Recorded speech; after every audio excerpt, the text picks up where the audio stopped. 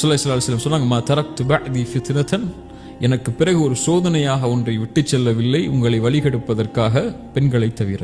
அதாவது மஹ்ரம் இல்லாத, உங்களுக்கு அனுமதிக்கப்படாத பெண்களுடைய கவர்ச்சியின் மூலமாக தான் அல்லாஹ் உங்களை சோதிப்பான். ஸுய்யின லின்னாஸி ஹப்பு ஷஹவாதி மினன் நிசா, ஆணுக்கு அலங்கரிக்கப்பட்ட காரியங்கள்ல முதலாவது பெண் தான்.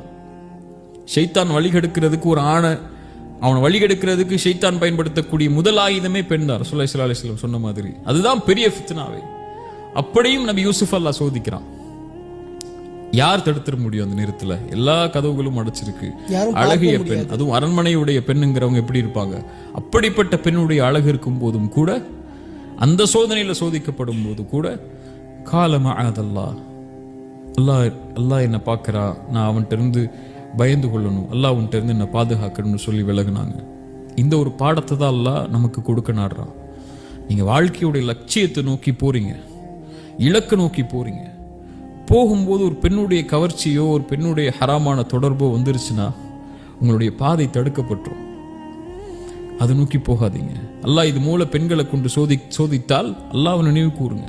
ஹலாலா அதை நோக்கி போங்க, ஹராமா அதை விட்டு ஒதுங்கிருங்க. அல்லாஹ் உங்களுடைய வாழ்க்கையை கண்ணியப்படுத்துவான். ரசூலுல்லாஹி ஸல்லல்லாஹு அலைஹி வஸல்லம் அதனால தான் சொன்னாங்க, யார் உதடுகளுக்கு இடையே இருக்கக்கூடிய நாவையும் 2 தொடைகளுக்கு இடையே இருக்கக்கூடிய மர்ம உறுப்பையும் பாதுகாப்பதற்கு, ஹலால்ல மட்டும்தான் அதை செலவழிப்பேன்னு பாதுகாக்கிறதுக்கு யார் எனக்கு உறுதி கொடுக்குறாங்களோ அவங்களுக்கு சொர்க்கத்தை உறுதி கொடுக்குறேன்னு.